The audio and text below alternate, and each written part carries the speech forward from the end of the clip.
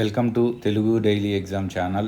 ఈరోజు question and answer ప్రాక్టీస్లో భాగంగా discuss చేసే టాపిక్స్ చూద్దాం. ఈ టాపిక్స్లో భాగంగా ఇరాక్లో ఫైర్ యాక్సిడెంట్ జరగడం వల్ల 100 మంది చనిపోయారు, అదొక టాపిక్ చదువుకుందాం. తర్వాత ఉక్రెయిన్కి అమెరికా న్యూ మిసైల్ ఇస్తుంది, అదొక టాపిక్.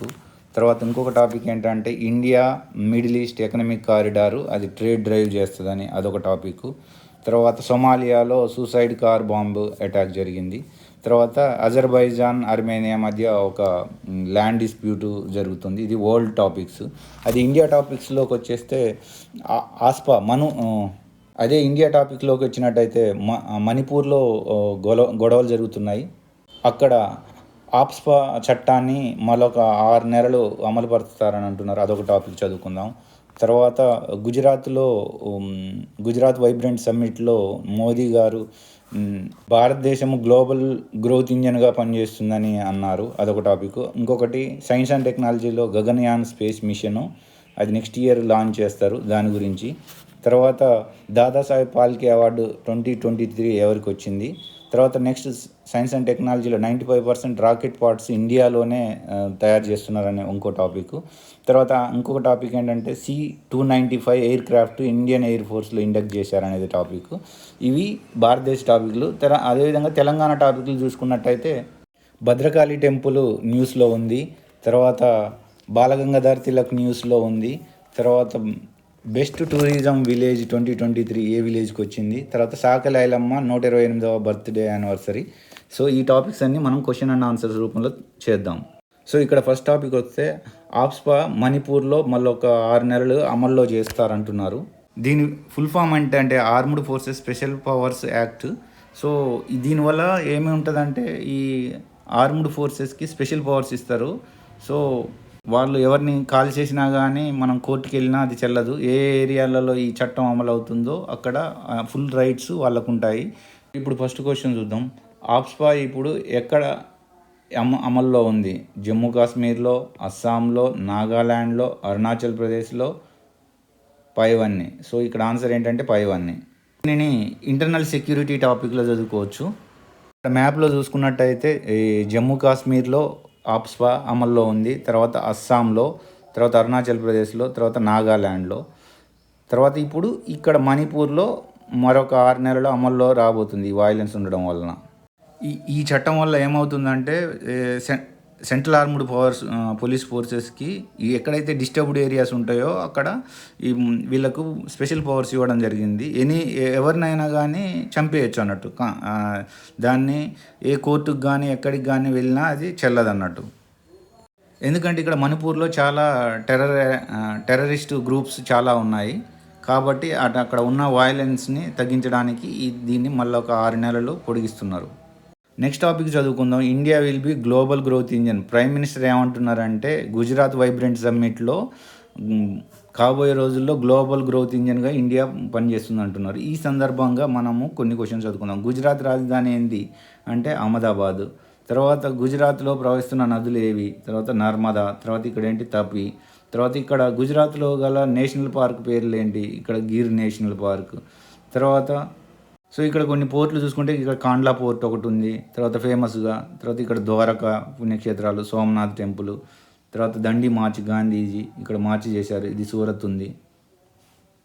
నెక్స్ట్ టాపిక్ చదువుకుందాం. 100 మంది ఫైర్ యాక్సిడెంట్లో జరిపారు ఇరాక్లో. సో ఇది ఎక్కడ అంటే టాపిక్ వరల్డ్ జియోగ్రఫీలో చదువుకుందాము. సో ఈ కంటెస్టెంట్లో మనం చూసుకున్నట్టయితే ఇరాక్కి ఇక్కడ సరిహద్దుగా ఏ దేశాలు ఉన్నాయి అంటే ఇక్కడ ఏంటి? టర్కీ ఒకటి ఉంది, సిరియా ఒకటి ఉంది, జోర్డాన్ ఉంది, Saudi Arabia, Kuwait, Iran. So ఇక్కడ ఇరాక్లో ప్రవహిస్తున్న నదుల పేర్లు ఏం పేర్లు అంటే ఇక నదుల పేర్లు ఏమున్నాయి? ఇఫ్రైట్స్, తర్వాత టెగ్రిస్. ఈ 2 నదులు ఫేమస్ నదులు.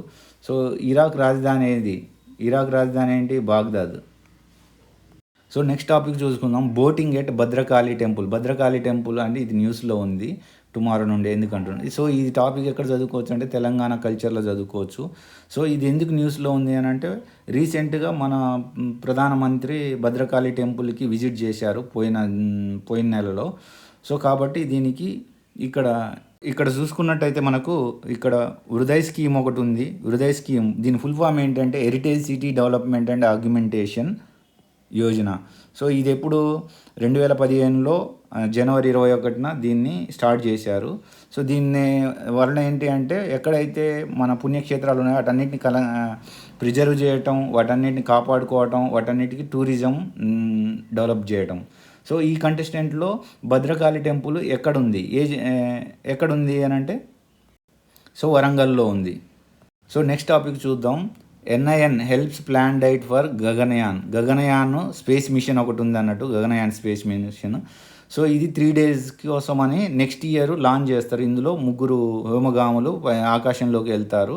సో వాళ్ళకి ఫుడ్ డైట్ని ఈ ఎన్ఐఎన్ అనేది ఏర్పాటు చేస్తుంది అని అంటున్నారు. సో ఆ ఎన్ఐఎన్ ఏంటి అంటే నేషనల్ ఇన్స్టిట్యూట్ ఆఫ్ న్యూట్రిషన్, అది హైదరాబాద్ రీసెర్చ్ బేస్డ్ అన్నట్టు. సో అది వాళ్ళకు ఫుడ్ మీద ప్లాన్ చేస్తుంది డైట్స్. సో ఈ కంటెస్టెంట్లో గగనయాన్ స్పేస్ మిషన్ అంటే ఏంటి? సో ఇది first man flight to space అన్నట్టు. సో ఇది ఒక 400 మీటర్ల ఆర్బిట్, మన భూమి నుండి 400 మీటర్ల దూరంలో వీళ్ళు ఆకాశంలో 3 రోజులు తిరుగుతారు అన్నట్టు అక్కడ. సో అది మనకు ఏ విధంగా వెళ్ళిపోతుంది. అయితే ఈ కంటెస్టెంట్లో ఈ గగనయాన్ మిషన్ అంటే ఏంటి అని అంటే ఇది ఫస్ట్ 2018లో అప్రూవల్ చేశారు. సో దీన్ని నెక్స్ట్ ఇయర్ పంపుదామని చూస్తున్నారు. సో దీన్ని ఇస్రో లాంచ్ చేస్తుంది. సో దానికి జిఎస్ఎల్వి MK3 దీన్ని లాంచ్ చేస్తుంది. ఇది 1000 కోట్ల అంటే 10,000 కోట్లతోటి ప్రాజెక్ట్ తోటి చేస్తున్నారు. ఇది cheapest man space flight in the world అన్నట్టు. సో ఈ కంటెస్టెంట్లో నెక్స్ట్ క్వశ్చన్, ఇండియా ఎన్నో దేశంగా కాబోతుంది మానవుడు స్పేస్లోకి పంపిన దేశంలో చూసుకున్నట్టయితే? సో ఇది ఎన్నోగా అంటే ఇండియా ఇప్పటివరకు ఇది 4th కాబోతుంది అన్నట్టు. 4th దేశం మనది. అంటే ఇంతకుముందు ఎవరు పంపారో రష్యా పంపింది, అమెరికా పంపింది, చైనా పంపింది. సో మనది ఇండియా 4వ దేశం కాబోతుంది. నెక్స్ట్ టాపిక్ చూద్దాం. World tourism day. ఈ టాపిక్ని టూరిజం టాపిక్లో చదువుకోవచ్చు. సో ఇది ఈ కంటెస్టెంట్లో ఈ world tourism observed at Ramappa దేవాలయం దగ్గర. సో ఇందులో ఈ కంటెస్టెంట్లో మనం క్వశ్చన్ చూద్దాం. వరల్డ్ టూరిజం డే ఎప్పుడు జరుపుకుంటారు అంటే September 27. So next question, UNESCO world heritage sites in తెలంగాణలో యునైటెడ్ ఐక్యరాజ్య సమితి గుర్తించినటువంటి టూరిజంలు ఏవి అని అంటే Ramappa temple. So next question, Ramappa temple ఏ జిల్లాలో ఉంది? ఎక్కడ ఉంది అని అంటే ములుగు జిల్లాలో ఉంది. నెక్స్ట్ టాపిక్ చూసుకుందాం. 119 సంవత్సరాల గణేష్ చతుర్థి అది ఎక్కడ? తెలంగాణలో కుబీర్ అనే ప్రాంతంలో ఇంకా కంటిన్యూ చేస్తున్నారని అన్నారు. ఈ టైంలో ఫ్రీడమ్ ఫైటర్ బాలగంగాధర్ తిలక్ 119 సంవత్సరాల క్రితం అతని ట్రేడర్స్ ఆ టైంలో వాళ్ళని ఇన్ఫ్లుయెన్స్ అయ్యి అప్పటి నుండి కంటిన్యూ చేస్తున్నారు అంటున్నారు అక్కడ ల్యాండ్ లార్డ్స్. సో ఈ కంటెస్టెంట్లో క్వశ్చన్ చూద్దాం. సో ఈ కుబీర్ అనే జిల్లా ఏ జిల్లాలో ఉంది అంటే ఇక్కడ ఆదిలాబాద్ దగ్గర నిర్మల్లో ఉంది. సో దీనిని తెలంగాణ హిస్టరీ టాపిక్లో, ఇండియన్ హిస్టరీ టాపిక్లో చదువుకోవచ్చు. సో ఆ టైంలో లోకమాన్య బాలగంగాధర్ తిలక్ యొక్క ఫ్రీడమ్ ఫైటర్ ఉన్నటువంటి ఆయన ఫైట్ చేస్తున్న టైంలో దీన్ని ఇన్ఫ్లుయెన్స్ అయ్యారు. సో ఈ కంటెస్టెంట్లో బాలగంగాధర్ తిలక్ బిరుదు ఏంటి? లోకమాన్య. సో నెక్స్ట్ క్వశ్చన్, ఆయన స్టార్ట్ చేసిన న్యూస్ పేపర్ పేర్లు ఏంటి? సో న్యూస్ పేపర్ పేర్లు ఏంటి అంటే కేసరి, మరాఠీ. సో ఈ 2. నెక్స్ట్, హోమ్ రూల్ లీగ్ ఎప్పుడు స్థాపించారు అని అంటే అతను ఎప్పుడు స్థాపించారంటే 1914లో స్థాపించాడు. దానికి ప్రెసిడెంట్ ఎవరు అని అంటే బాలగంగాధర్ తిలక్. సో 1916లో ఆయన ఏమన్నాడు అంటే ఆయన ఒక స్టేట్మెంట్ ఇచ్చాడు. ఆ స్టేట్మెంట్ పేరంటే ఫ్రీడమ్ అంటే Swaraj is my birth right and I shall have it. స్వతంత్రం అనేది నా జన్మ హక్కు అని అతను మీటింగ్లో చెప్పడం జరిగింది. So next topic, Dadasaheb Phalke award ఎవరికి వచ్చింది? సో ఈ టాపిక్ అవార్డ్స్ టాపిక్లో చదువుకోవచ్చు. ఇది వహీదా రెహమాన్. సో ఈమె 90కి పైగా సినిమాలలో యాక్ట్రెస్గా పనిచేసింది. ఆమెకు పద్మశ్రీ అవార్డు 1972లో వచ్చింది. పద్మభూషణ్ కూడా 1921లో వచ్చింది. ఇప్పుడు 1923లో దాదాసాహెబ్ ఫాల్కే అవార్డు. ఇది highest award in the field of సినిమాలో హైయెస్ట్ ఫీల్డ్ అవార్డు ఏదంటే దాదాసాహెబ్ ఫాల్కే అవార్డు. సో ఈ క్వశ్చన్ అయిపోయింది. తర్వాత ఈ Dadasaheb Phalke award father of the Indian cinema ఎవరు అని అంటే దాదాసాహెబ్ ఫాల్కే అవార్డు. సో ఆయన 95కి పైగా సినిమాలు తీశారు, 27 షార్ట్ ఫిల్మ్స్ తీశారు. సో అతని పేరు మీదుగా హైయెస్ట్ అవార్డు ఈ సినిమా ఫీల్డ్కి ఇస్తున్నారు. సో పోయిన సంవత్సరం film of the year Dadasaheb Phalke award పుష్పకి వచ్చింది. బెస్ట్ ఫిల్మ్ షేర్షాకి బెస్ట్ అవార్డు, రణ్వీర్ సింగ్కి బెస్ట్ యాక్ట్రెస్, తర్వాత బెస్ట్ డైరెక్టర్స్ ఇవన్నీ వచ్చాయి. సో నెక్స్ట్ టాపిక్ చూద్దాం. ఏ పర్ఫెక్ట్ డెస్టినేషన్ అంటే టాపిక్ కరెంట్ అఫైర్స్లోనే చూసుకుందాం. సో ఇక్కడ ఏమంటున్నాడు అంటే బెస్ట్ టూరిజం విలేజ్ 2023 ఎవరికి వచ్చింది అంటే best tourism village first question, అది ఏ జిల్లాలో ఉంది, దేనికి ఫేమస్ అంటున్నారు. సో ఇక్కడ ఏంటి అని అంటే ఈ క్వశ్చను, సో చందల్పూర్ అనే గ్రామానికి టాప్ టూరిజం విలేజ్ అవార్డు వచ్చింది. సో ఇక్కడ రంగనాయక సాగర్ రిజర్వాయరు ఇక్కడ తర్వాత ఇది కాళేశ్వరం లిఫ్ట్ ఇరిగేషన్ ప్రాజెక్ట్స్కి ద్వారా నీళ్లు ఈ రంగనాయక సాగర్ రిజర్వాయర్కి నీళ్లు అందుతాయి. సో ఇది ఒక మంచి అట్రాక్షన్. ఇక్కడ కల్చరల్గా చూసుకున్నట్టయితే ఇక్కడ రంగనాయక స్వామి టెంపుల్ కూడా ఉంది. తర్వాత ఇక్కడ ఇది ఏ జిల్లాలో ఉంది అని అంటే సిద్దిపేటలో ఉంది. తర్వాత ఇది 115 కిలోమీటర్లు హైదరాబాద్ నుండి డిస్టెన్స్లో ఉంది. ఇది దేనికి ఫేమస్ అంటే గొల్లభామ శారీస్కి ఫేమస్. సో నెక్స్ట్ టాపిక్ చదువుకుందాం. Ilamma, Sakala Ilamma symbol for women power. ఈమెది 128వ బర్త్డే యానివర్సరీ సెలబ్రేషన్ చేసుకుంటున్నారు. సో ఈ కంటెస్టెంట్లు ఇది ఏ టాపిక్లో చదువుకోవచ్చు అంటే తెలంగాణ ఉద్యమంలో చదువుకోవచ్చు. సో సాకల ఐలమ్మ ఎందుకు న్యూస్లో ఉందంటే అది సో ఆమె ఎప్పుడు పుట్టిందంటే 1919లో 1985లో చనిపోయింది. ఈమె ఒక revolutionary women freedom fighter. Telangana armed struggle కోసం అది ఫైట్ చేస్తున్న టైంలో ఆడవారికి ఒక ఆదర్శంగా నిలిచింది. ఈమె భూస్వాములకు ఎదురుగా ఫైట్ చేసింది. ల్యాండ్ కోసము, డిగ్నిటీ కోసం, ఆత్మాభిమానం కోసం ఫైట్ చేసింది. సో ఎగ్జామ్ పాయింట్ ఆఫ్ వ్యూలో చూసుకున్నట్టయితే ఈమె ఎక్కడ పుట్టింది అంటే వరంగల్ జిల్లాలో కృష్ణాపూర్ విలేజ్లో పుట్టింది. ఈమె ఆంధ్ర మహాసభ మెంబరు, తర్వాత కమ్యూనిస్ట్ పార్టీలో ఆఫ్ ఇండియాలో జాయిన్ అయింది. ముఖ్యమంత్రి గారు కూడా ఆమెను గుర్తు చేసుకోవడం జరిగింది. సో నెక్స్ట్ టాపిక్ వస్తే 95% పార్ట్స్ రాకెట్లలో వాడేది మొత్తం ఇండియా నుండి అని ఇస్రో చీఫ్ చెప్పడం జరిగింది. ఇది సైన్స్ అండ్ టెక్నాలజీ టాపిక్లో చదువుకోవచ్చు. సో ఇక్కడైతే 82nd ఫౌండేషన్ డే CSIR చెప్పడం జరిగింది. అయితే CSIR అంటే ఏంటంటే council of scientific and industrial research. So అది 1942లో అటానమస్ బాడీ ఎస్టాబ్లిష్ చేయడం జరిగింది. ఎవరి అంటే శాంతి స్వరూప్ భట్నాగర్ ఆదేశాల మేరకు. సో దీనికి ప్రెసిడెంట్ ఎవరు అని అంటే ప్రైమ్ మినిస్టరు, వైస్ ప్రెసిడెంట్ ఎవరు అంటే ministry in charge of science and technology. So ఇందులో governing body, advisory body, directors వీళ్ళందరూ ఉంటారు. సో వీటన్నిటికీ కెమికల్ ల్యాబొరేటరీస్ అందరూ వాళ్ళు సో రీసెర్చ్ అనేది జరగడానికి దీన్ని హెల్ప్ అవుతుంది ఈ బాడీ. సో దీని పేరు మీదుగా శాంతి స్వరూప్ భట్నాగర్ అవార్డును కూడా science and technology, science research related వాటిలలో ప్రైజ్ ఇస్తారు. సో దీనికి క్యాష్ ప్రైజ్ 5 లక్షల వరకు ఇస్తారు. అదేవిధంగా వాళ్ళకి 15,000 పర్ మంత్ ఇస్తారు, 60 up to age of 65 age వరకు. ఈ కంటెస్టెంట్లో ISRO Indian space research organisation అది ఎప్పుడు ఎస్టాబ్లిష్ అయింది 1969లో. తర్వాత 3 ఇయర్స్ తర్వాత 1975లో ఫస్ట్ ఇండియన్ శాటిలైట్ పేరు ఏంటంటే ఆర్యభట్ట. అదే ఇయర్లో అంటే 1975లో లాంచ్ చేశారు. తర్వాత first experimental satellite earth observatory satellite ఎప్పుడు లాంచ్ చేశారంటే 1979లో. దాని పేరు అంటే భాస్కర అబ్జర్వేటరీ శాటిలైట్. తర్వాత ఫస్ట్ కమ్యూనికేషన్ శాటిలైట్ ఎప్పుడు అని అంటే 1981లో. దాని పేరు ఏంటి అంటే యాపిల్. తర్వాత 1908లో ఫస్ట్ చంద్రయాన్ 1 లాంచ్ చేయడం జరిగింది. సో నెక్స్ట్ టాపిక్ చూద్దాం. New missile for Ukraine. So Biden American president ఏమన్నారంటే సెండ్ ఆర్మీ టాక్టైల్ మిసైల్ని వాళ్ళకి ఇస్తున్నారని అంటున్నారు, స్ట్రైకింగ్ ఇన్సైడ్ ద రష్యా అని. సో దీన్ని వరల్డ్ టాపిక్లో చదువుకోవచ్చు ఇంటర్నల్ సెక్యూరిటీస్లో. సో ఇది చాలా రోజులుగా ఇష్యూ ఉంది, కంటిన్యూ అవుతుంది. సో నెక్స్ట్ టాపిక్ చూద్దాం. First C-295 air craft inducted into IAF Indian air force. So ఇక్కడ ఇది ఏ టాపిక్లో చదువుకోవచ్చు అంటే సైన్స్ అండ్ టెక్నాలజీ, డిఫెన్స్ టాపిక్లో చదువుకోవచ్చు. సో ఇది ఎలా పనిచేస్తుంది అని అంటే ఇది medium tactical transport air craft. దీన్ని ఇండియన్ ఎయిర్ ఫోర్స్లో లాజిస్టిక్స్ని తీసుకెళ్ళడానికి ఇది హెల్ప్ అవుతుంది. సో ఇక్కడ ఈ కంటెస్టెంట్లో మనం క్వశ్చన్ చూద్దాం. Indian air force IAF supreme commander ఎవరు? సో ఇక్కడ సుప్రీం కమాండర్ ఎవరు అని అంటే ప్రెసిడెంట్ ఆఫ్ ఇండియా. సో వీళ్ళ కింద ఎవరు ఉంటారంటే మినిస్ట్రీ ఆఫ్ డిఫెన్స్ ఉంటుంది. సో వీళ్ళ కింద ఎవరు ఉంటారంటే చీఫ్ ఆఫ్ డిఫెన్స్ స్టాఫ్ ఉంటారు. తర్వాత ఈ చీఫ్ ఆఫ్ డిఫెన్స్ స్టాఫ్కి Indian air force, Indian army, Indian navy ఈ మూడింటికి హెడ్ అన్నట్టు. సో ప్రస్తుతానికి చీఫ్ ఆఫ్ డిఫెన్స్ స్టాఫ్ ఎవరు అని అంటే జనరల్ అనిల్ చౌహాన్.